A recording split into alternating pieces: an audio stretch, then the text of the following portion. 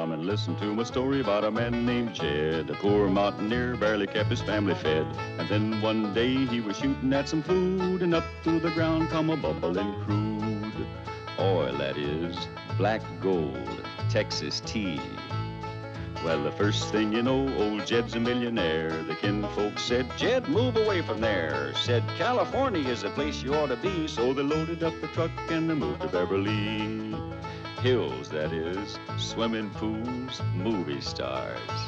The Beverly Hillbillies.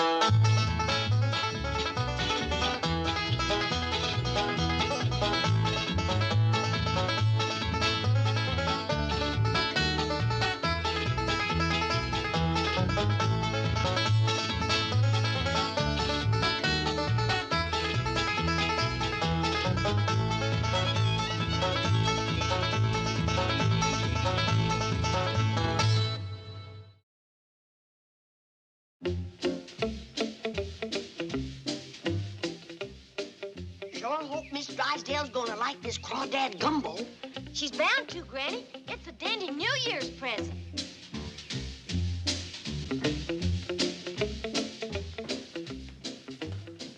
Well, I got Granny to take a peace offering over to Miss Drysdale. I got Ellie to go along and see they don't scrap. Good idea. I am bound and determined we're gonna start off the new year being friends with... You having another breakfast? No, sir. This is the same one I was eating when you left. I just run out of milk. Oh, you put away victuals like they're going out of style. Shucks, fella gets hungry spooning half the night. Spooning half the night? You? Well, not just me. There was a girl, too. Oh, good, good. Well, maybe you better tell me more about it. You've been saying as how we got to start the New Year friends with Mrs. Drysdale. So I've been spooning with her maid. How's that gonna make us friends with Miss Drysdale? Well, I ain't sure that it is. But anything that much fun is worth trying. Well, I'll settle for that. Boy, she sure is pretty. Kind of dumb, but awful pretty. Kind of dumb, huh? Yeah, like we was standing at the front door saying goodnight. Hugging, you know. Yeah, I remember. Well, after we hugged a while, she says, Jethro, she says, there's a dandy big sofa in the front hall. Would you like to go in and sit down? And I says, no, thanks. You says no? No, thanks. Oh, well, I'm glad you're polite about it. Well, then we hugged some. Then we kissed some. And then she says, Jethro, she says, that's an awful nice sofa. You sure you wouldn't like to go in and sit down? And I says, no, thanks. So then we went to hugging, kissing. Jethro, why didn't you go in and sit on the sofa? Heck, fire, Uncle Jed. I wanted to stay out there with her.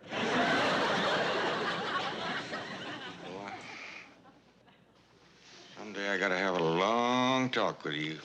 What about? Politics? Oh, don't bother, Uncle Jed. I done decided to be a brain surgeon. Too bad. Country's lost a great leader. Oh, Miss Drysdale's in the hospital. Doggone it, Granny promised me she wouldn't wallop her. Well, Granny didn't wallop her. She's in the hospital for something else. Granny's finding out what. Ellie Mae, why in the world are you wearing them raggedy old clothes?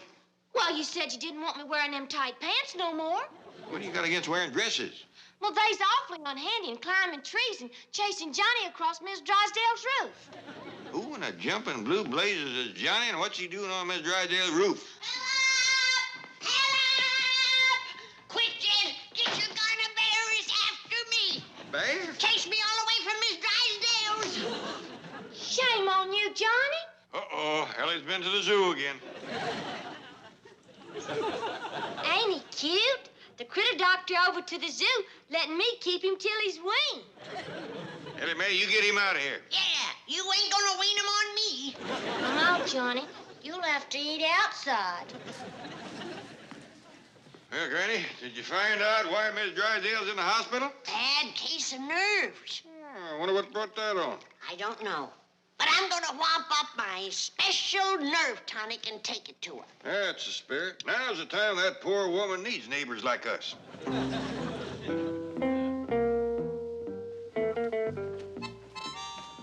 Milburn, I am staying right here until you do something about those dreadful neighbors.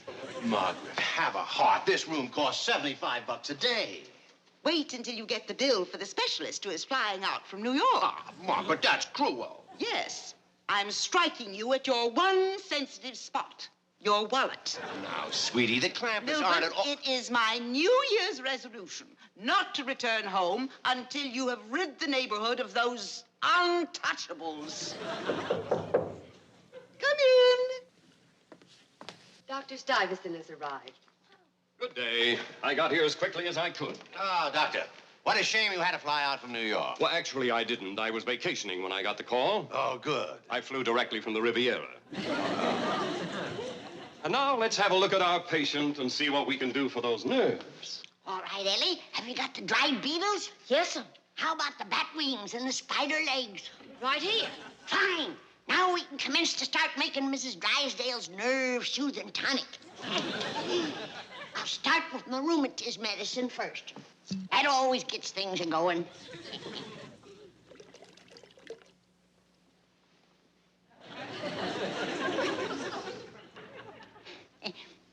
Well, it's pretty near New Year's. Ready? Set? Go! Pecan root! Snakeboard! Dog bane! Coal oil! Boom!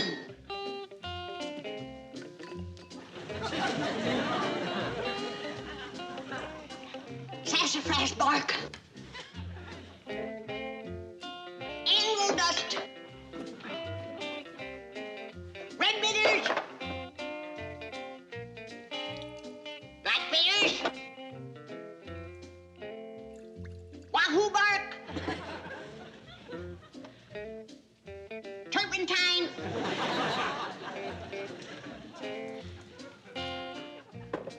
Tongs. Stand back, child. I'm fixing to drop in my tonic starter.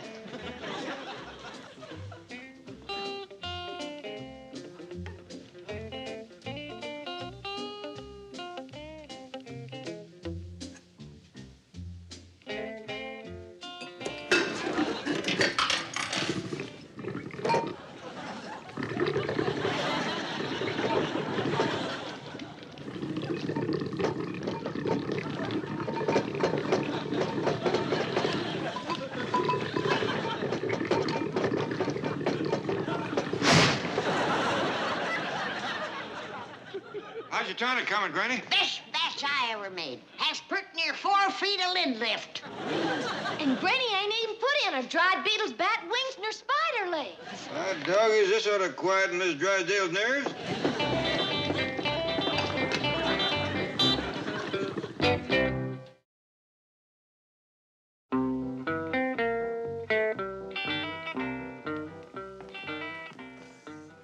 Oh, how is she, Doctor? Nothing wrong, I hope? Mr. Drysdale, your wife is as sound as a dollar. Oh, no. That sick? Oh, I see. You mean she's all right. I'm a banker, aware of inflation and all that. I'll drive you to the airport, and we'll discuss your fee on the way. This has been a very bad year for bankers. Mr. Drysdale, there is nothing wrong with your wife physically, but she is in a state of great emotional distress. Well, aren't we all? Financial reverses, taxes, bad investments. Her condition has nothing to do with money. Well, then it can't be serious. Your wife has a very definite psychoneurotic anxiety syndrome stemming from her conflict with your next-door neighbors. And I feel some cathartic discourse might be efficacious. Boy, that sounds expensive. Excuse me, Mr. Drysdale. Your office is on the telephone. Dr. Stuyvesant, Mrs. Drysdale is calling for you. All right, let her get it off her chest. All right, get a move on, everybody. Time's a-wasting. Gotta get down to the hospital. Hey, Uncle Jed. See what I picked? Ain't they pretty? Sure are. I was uncommon thoughtful of you, Jethro. I'm right proud of you. But thank you. I'll be right back. I'm gonna take these next door and steal a kiss. Now, hold on. Didn't you pick them for Miss Drysdale? Heck no. These is for the maid. You pick some more for the maid. You give those to Miss Drysdale. All right, but I ain't gonna kiss her. That's fair enough. Get on the truck. I'm ready to go, Jed. You got your tonic? Right in here. Uh-oh. Sound like a bottle of the Might Green. I best put it back in the clock and let it work some more. You'd best hurry. You see, Paul? I told you dresses wasn't no good for climbing trees or chasing that bear across Miss Drysdale's roof. Hey! What was that? Something tells me Granny didn't make it.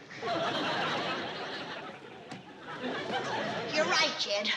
I bottled it a mite green, but I got plenty more aging in the clock. Well, while you women folks is doing what you have to, Jethro and I'll take a ride over to the hospital and talk to Miss Drysdale. You'll cheer her up considerable just to know help's on the way. Let her roll, Jethro.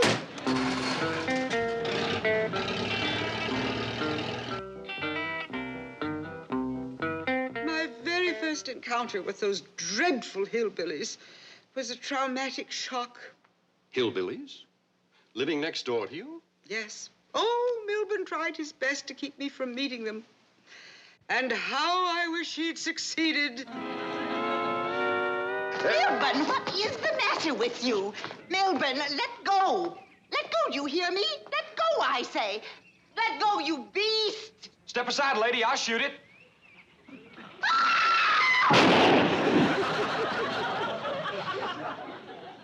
Now, let me get this straight, Mrs. Drysdale. He shot your fox fur? Blew it to tatters. Well, isn't it rather unusual for residents of the most exclusive section of Beverly Hills to walk around carrying guns? Not the Clampetts. Once they subjected us to armed invasion. Armed invasion? I can still see them descending on us like a band of frontier outlaws. Horrible!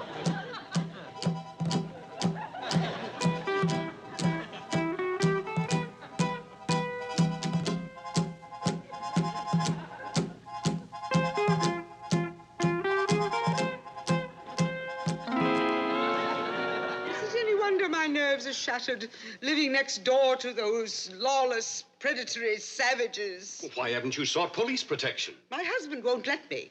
They have $40 million in his bank. Lawless, predatory savages with $40 million? Oh, it means nothing to them. They still live in primitive squalor. On an estate in Beverly Hills. Their home is a veritable castle. Yet one day I found them occupying a crude shack beside the swimming pool. Well, morning, Miss Drysdale.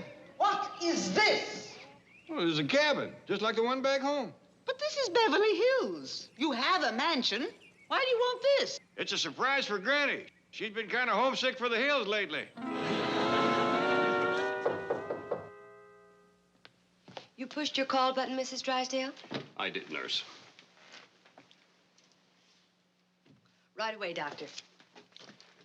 And now then, Mrs. Drysdale, let's get back to that beautiful Clampett castle with the chickens and the hogs. And the possums and the raccoons and that dreadful creature that runs across my roof at night, its claws clicking. Oh? Well, what do you suppose that could be? My husband doesn't believe me. But I think it's a bear. A bear? Yes. Oh, that's nothing. Their goat once ate my hat while driving down Wilshire Boulevard. The goat was driving down Wilshire Boulevard? No, Jethro. You see, they'd insisted on driving me to the bank, and Ellie thrust this baby goat in my arms.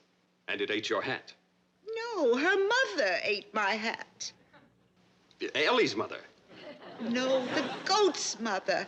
It was riding on the truck with me. Truck? Right through the middle of Beverly Hills. Get out of the way! One side, everybody! Get out of the way!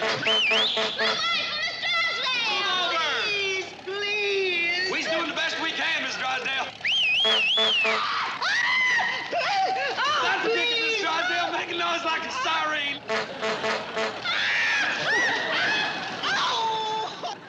Oh, my friends saw me. It was so humiliating. Ah, yes. Thank you, nurse. Here we are. You drink it right down. It'll calm your nerves. Good. Then you're going to have a nice sleep. And when you wake up, you'll have some new dreams to tell me. But I haven't been telling you dreams. Oh, of course you haven't. Come with me and I'll show you. No, I don't think you're quite ready to leave the hospital. Oh, nonsense. I'm only here so my husband will listen to me. That's my job. I like listening to you. That's it. Now, I don't want to hear any more talk about leaving the hospital. We're your friends here. We're going to protect you from those millionaire savages who live in that gingerbread castle with the goats and bears and those other creatures.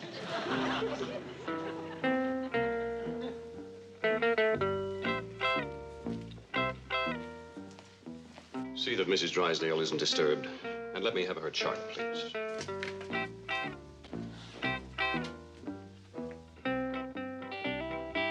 We can get in this way, Uncle Jed. Reckon we'll have to, the way they chased us off downstairs.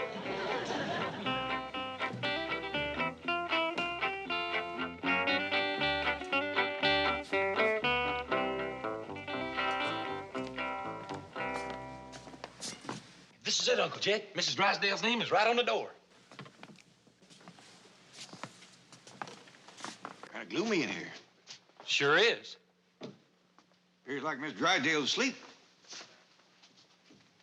Miss Drysdale, you asleep?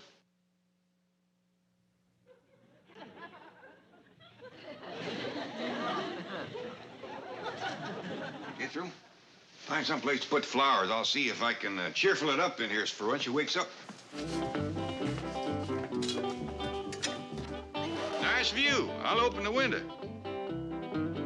Let's move her bed over there. Good idea.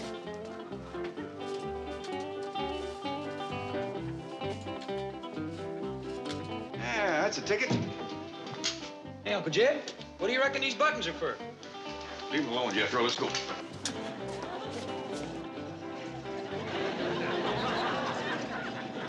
Should we go fetch Granny and Ellie now? Yep, and the nerve tonic. We'll have Miss Drysdale out of this hospital in no time.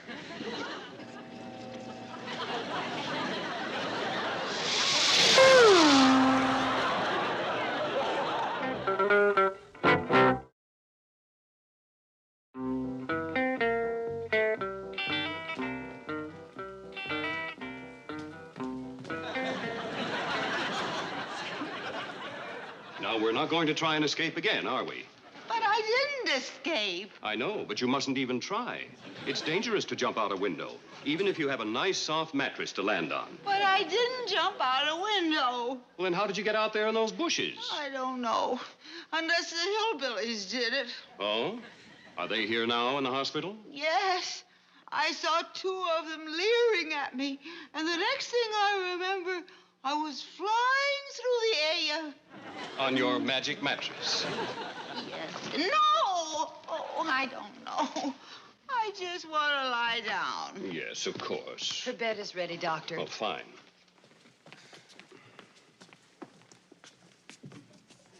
Here you are, Doctor. Oh, thank you. This should keep her in her room for a while. Handle it gentle, Jed. I will. Is it behaving? Don't hear a peep out of it. Does it take long to get to that hospital? No, but it takes some doing to get to Mrs. Drysdale's room. You got to go up what they call a fire escape. How come? They won't let you pass the first floor. Funny thing, too, when I said that we'd come to see Miss Drysdale, this woman said, Miss Drysdale ain't having no visitors. So I said, I reckon she's lonely. I'm glad we come. And she still wouldn't let us in. That's a fact. She made us feel about as welcome as a muddy dog at a church wedding. Let's go. What's that for? Miss Drysdale, Granny says it's right soothing to have a critter to pet. I had in mind a pussy cat. That raccoon seems a mite skittish. Oh, she'll be all right once she gets in bed with Miss Drysdale. Let her roll, Jethro.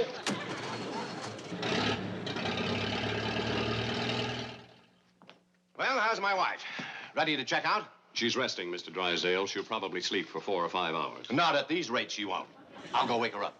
Mr. Drysdale, I don't think you appreciate the seriousness of your wife's condition. She has a psychotic fixation about those Clampetts. Oh, they're wonderful people. She imagines things. In my field, imagination can sometimes be more real than reality itself. Good. Just imagine your fee's been paid, and I'll run you out to the airport. Oh, let's go down to the cafeteria and discuss this over a cup of coffee. That I can afford.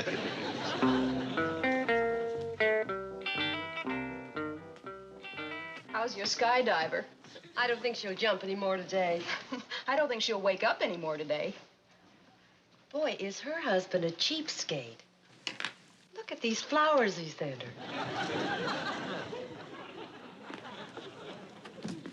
Way that woman downstairs mean-mouthed us was plumb disgraceful, and me a doctor, too. Didn't even cut no mustard when I told her that I was pretty near a brain surgeon. Yeah, and the way she cut loose on poor Helen got her all skittish. She looked at us like we was a bunch of nuts. I reckon in a hospital, you gotta be careful to keep out the wrong kind of people. So? So she made a mistake. Kind of dark in here. They got it gloomed up again, Uncle Jed. Well, we know how to fix that.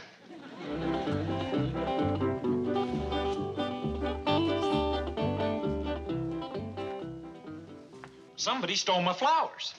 Now you see why they got to try to keep out the wrong kind of people. I got your nerve medicine, Miss Drysdale. Make you sleep real good.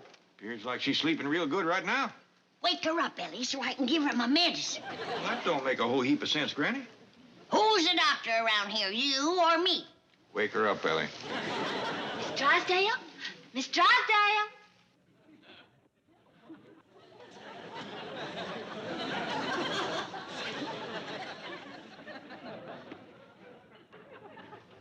Appears like she's sleeping too good to tonic. Yeah, I reckon. Well, we can always come back later. Granny, you gonna leave your medicine here? Of course not. It takes a first-class doctor to give that. And you ain't likely to find one of them in a hospital. Let's move her bed up alongside the window again, Jethro, so she'll have something cheerful to look at when she wakes up. Yes, sir. Well, I sure wish I knew what these here buttons were for. Leave him alone, boy.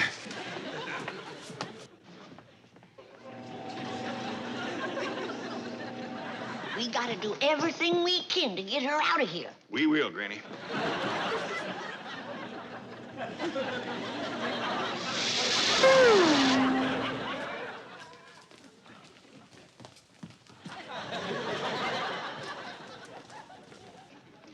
Mrs. Drysdale, you promised you wouldn't jump out the window again.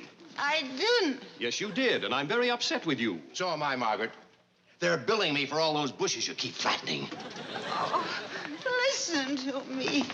The hillbillies are here. Again? With a raccoon. Oh, really, Margaret? Now, don't you worry. There's something on the way that will make those nasty old hillbillies disappear. Her bed is ready, Doctor. Fine. I want restrainers on her this time. Yes, sir. Here you are, Doctor. Oh, thank you. Well, if she gets out after this, she really has got a magic mattress. Miss Drysdale ought to be awake by now. Yeah, let's get back to the hospital. I declare, sleeping sounder than ever. Jethro, quit playing with the buttons and come on. Come on, Granny. Wait a minute. It ain't fitting for no doctor to climb down a fire escape. I'm using the stairs.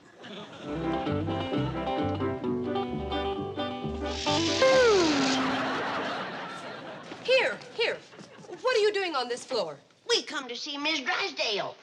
Mrs. Drysdale's not allowed to have visitors. Nor fresh air, nor sunshine neither. What kind of a hospital are you running here? Now, Granny. You must all leave immediately. Don't you sass me, I'm a doctor. Simmer down, Granny. I have half a mind to take Miss Drysdale out of here. Well, Granny, I reckon that'll learn you not to lose your temper. Well, tarnation, Jed. Who'd have thought they'd take it out on poor, sick Miss Drysdale? Well, they did. They chucked her right out the window into the bushes.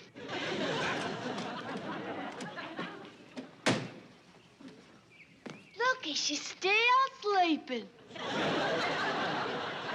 Let's get her upstairs. Maybe it all happened for the best, Jed. She'll get better a heap quicker here than she would at that hospital with them spiteful nurses. Grab a hold, Jethro.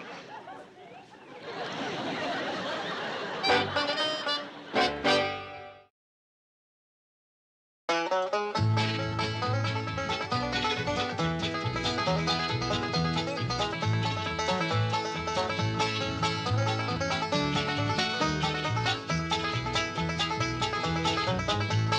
now it's time to say goodbye to Jed and all his kin. They would like to thank you folks for kindly dropping in. You're all invited back next week to this locality to have a heaping helping of their hospitality. Hillbilly, that is. Set a spell. Take your shoes off. Y'all come back now. Here? This has been a Filmways presentation.